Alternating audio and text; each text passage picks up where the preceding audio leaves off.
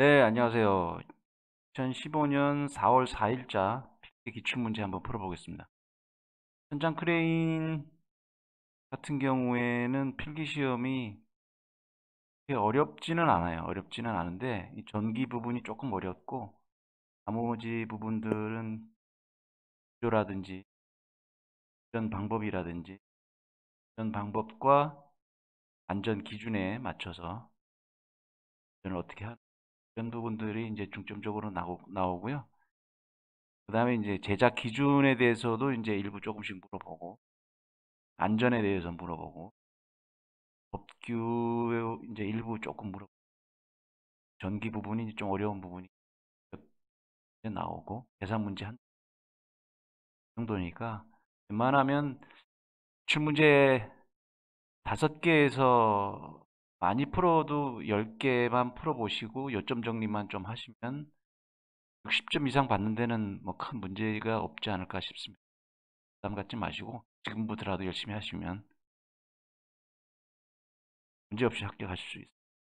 네, 오늘은 2015년 4월 4일 필기 기출문제 한번 풀어보도록 하겠습니다.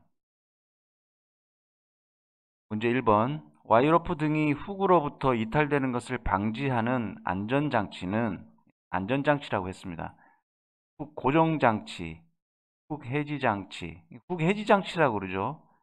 해지장치라고 훅에 달려있는 것을 말하는 거니까 훅 해지장치입니다. 훅 해지장치도 안전장치입니다. 이걸 정답으로. 이런 건 간단하지만 그림과 연관해서 외워 놓으시는 게 자주 나오는 문제이기 때문에. 자, 문제 2번. 천장 크레인의 비상정지 장치에 대한 설명 중 틀린 것은 1. 비상정지 장치가 작동되어도 권하 동작만은 중지되지 아니한다. 비상정지 장치 하면 모든 장치가 다 스톱이 되는 거니까 1번이 틀렸네요. 보기 2번. 비상정지 장치의 누름 버튼은 돌출형이고 적색이어야 한다. 반드시 돌출형이고 적색이어야 됩니다. 3번. 비상정지 장치는 접근이 용이한 곳에 배치되어야 된다. 맞고요.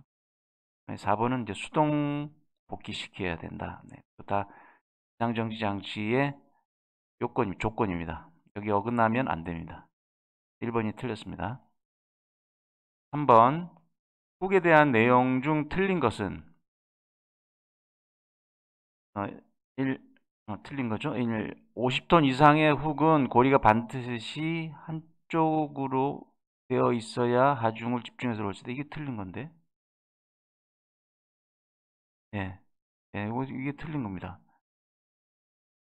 예, 50톤 이상은 양쪽 훅이 돼야 됩니다. 현수 훅이 돼야 되기 때문에 한쪽으로만 되어야 되는 것은 아닙니다. 틀렸습니다. 이 훅에는 와이러프 슬링, 와이러프용 기구 등이 이탈되는 것을 방지하는 해지 장치가 부착되어야 한다. 예, 맞는 얘기죠.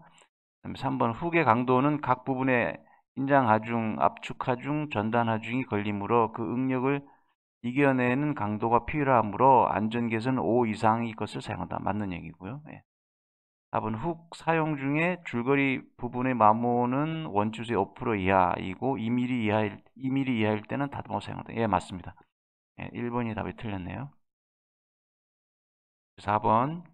일반적으로 차륜의 재료로 사용되지 않는 것은 철주강, 특수주강, 구리. 뭐 구리죠? 예, 구리는 안 됩니다. 이게 너무 연해서 사용할 수 없습니다. 문제 5번. 천장 주행 크레인의 크레브 프레임 위에 설치되는 기계 구성품이 아닌 것은 크레브 트롤리 위에 설치되어 있지 않은 것은 뭐냐? 이게 1번 드럼 설치되어 있고요. 권상용 전동기 설치되어 있고요. 행행용 전동기 설치되어 있고요. 주행용 전동기는 거도에 있죠. 예, 주행용 전동기는 거도에 있나요? 거도에 있는 게 아니고 거도요. 뭐죠? 거기 설치되어 있죠. 갑자기 생각이 안 나네. 어쨌든 주행용 전동기는 트롤리 위에 설치되어 있지 않습니다. 새들 위에 설치되어 있죠. 주행용 전동기는 새들 옆에. 거드라고 해도 맞겠네.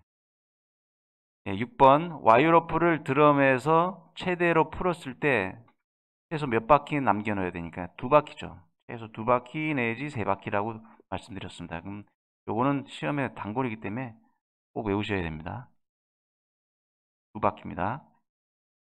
7번 양정이 50m를 넘는 천장 크레인의 사용 하중 결정법으로 가장 적당한 것은 와이어로프의 절단 하중을 전격 하중으로 하면 안 되죠. 절단 하중에 안전계수를 줘야 되는 거고.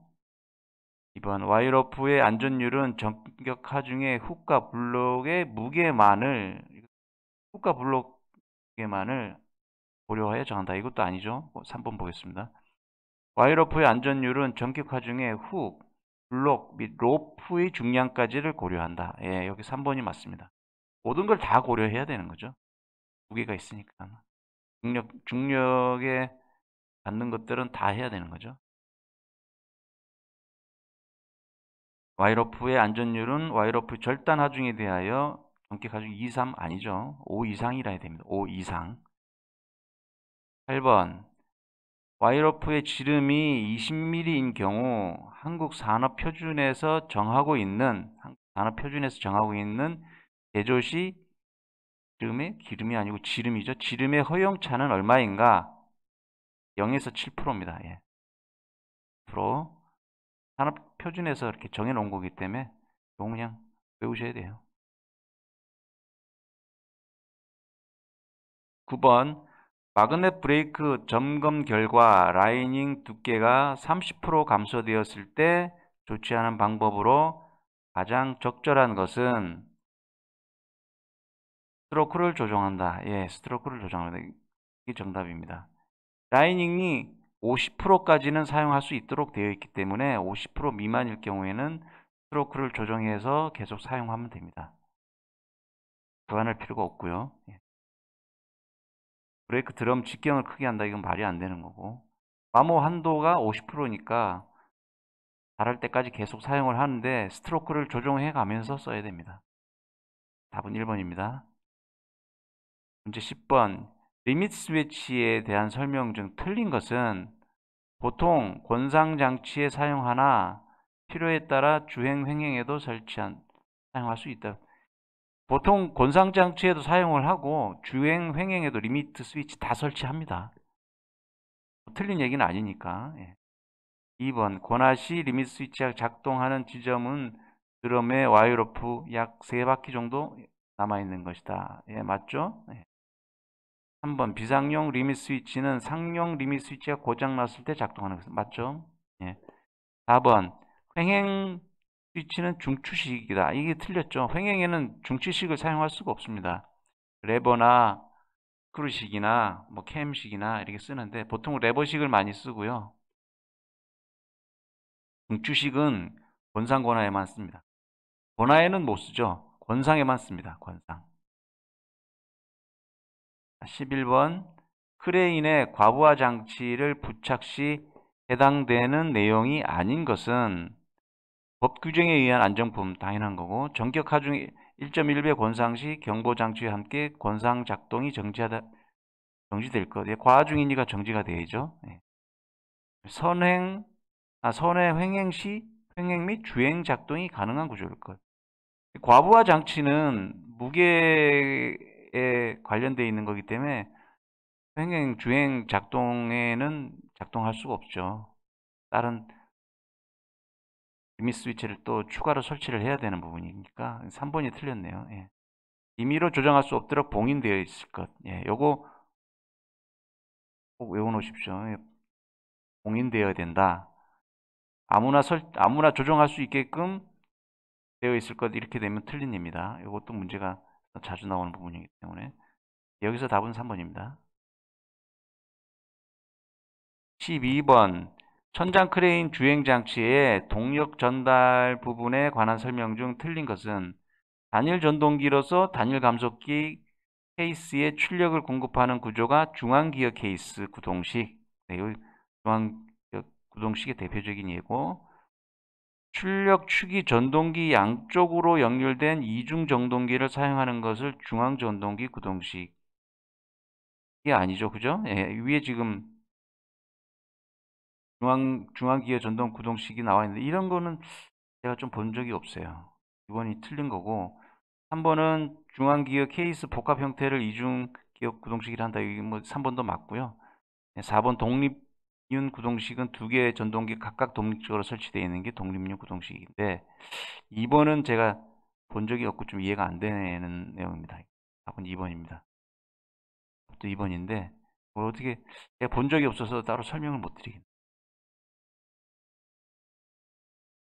13번 천장 크레인 배전판의 설치 목적이 아닌 것은 전동기 보호, 예, 뭐 맞는 얘기죠. 전동기 제어, 발전기 구동 제어. 발전기를 배전판에서 제어하진 않습니다. 상식적으로도 이게 말이 안 되는 거죠. 발전기는 따로 또 설치가 되어 있는 거기 때문에. 발전기라는 게 전기를 생산하는, 만들어서 공급해 주는 건데 배전판에서 제어를 할 수는 없습니다. 전동기에 대한 거, 전원에 개폐되는 거. 1, 2, 4번은 맞는 거고 3번이 틀렸습니다. 3번이 정답 되겠네요. 네, 14번 사용 중인 천장 크레인에서 저항기 발열 온도는 몇 도씨니까 350도. 뭐 이건 그냥 외우셔야 돼요. 350도가 최고점입니다. 저항기에. 15. 전자 브레이크의 라이닝 20% 마모치. 아까 문제에서도 50% 마모치까지 쓸 수 있다 그랬잖아요. 20% 상태에서 올바르게 표현한 것은 3번이 있죠. 네, 사용 가능 범위에 있는 상태이므로 정상 사용 가능합니다. 간격이 좁아질 수가 없죠. 간격이 넓어지죠. 보기 2번에 전자석에 소소될 염려가 있다. 이것도 아니고요. 4번에 브레이크 드럼 면이 손상될, 이런 건 뭐 말이 안 되죠. 뭐 어려운 문제는 아닌 것 같습니다. 브레이크 라이닝이 50%까지 쓸 수 있고 면이 간격이 넓어질 경우에는 스트로크를 조정한다. 그 정도만 알고 계시면 될 것 같습니다. 16번에 전동기 브러쉬 마모 한도는 또 50%입니다.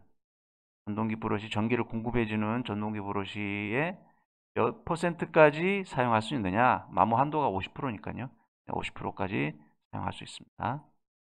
이것도 뭐 외워야 되는 거니까 외워놓으십시오. 7번 천장 크레인에서 횡행 속도가 얼마 이상일 경우 횡행 레일에 차륜 정지 기구 및 리미트 스위치 등 정기적 장치를 설치해야 하는가? 이것도 이제 설치 안전 기준에 48m라고 되어 있습니다. 이것도 그냥 외워야 되는 부분인데 여기 이제 제작 기준에 대해서 천장 크레인의 이제 기본 사양들이죠.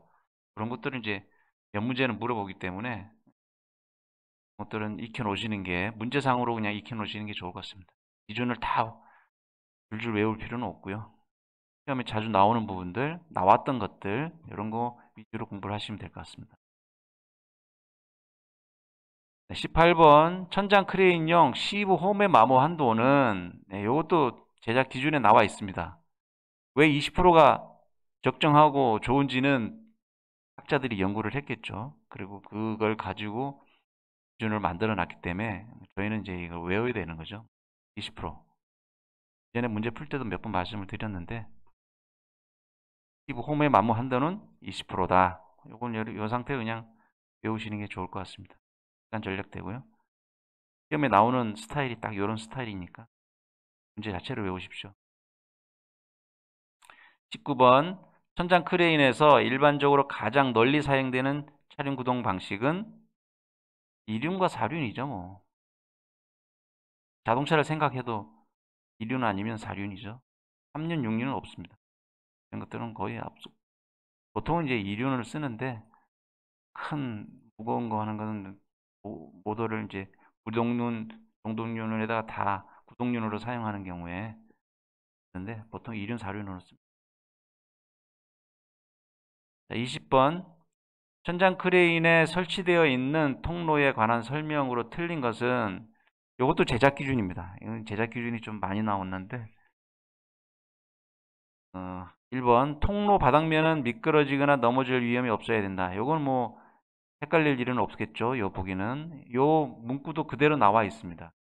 그것도 그냥 이해만 하시면 될 것 같아요. 통로의 폭은 40cm 이하로 해야 된다가 아니고 40cm 이상으로 해야 된다라고 되어 있습니다. 기준에. 그렇기 때문에 여기 이제 틀린 얘기고요. 틀렸습니다. 여기 정답이 되겠고요. 통로는 바닥면으로부터 높이 90cm 이상의 안전 난간이 설치되어야 된다. 9cm. 예. 그 다음에 이상. 이하라고 또 나올 수도 있거든요. 그러니까 뭐를 요 문제 자체를 요것만 이하가 아니고 이상이다 이렇게 생각하시고 외우시면 될 것 같아요. 요 문제도 자주 나오는 문제입니다.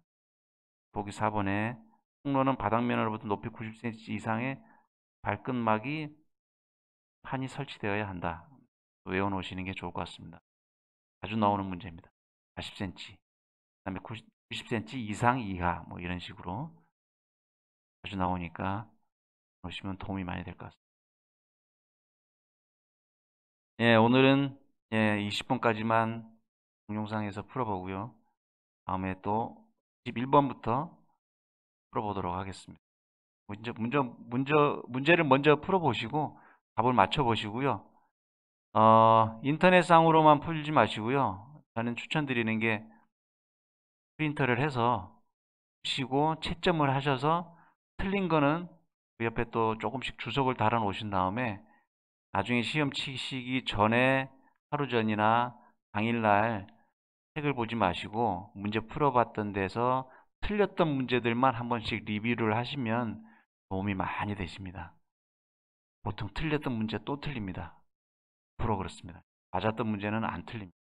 찍는 문제도 찍었던 문제 그대로 찍습니다. 틀렸던 문제는 틀린 대로 찍고 맞은 건 맞은 대로 찍고 거의 90% 그렇기 때문에 틀린 문제를 딱 표시를 해놨다가 시험 치시기 전에 다시 한번 읽어보시고 시험을 치시면 최소한 5점 이상은 받습니다.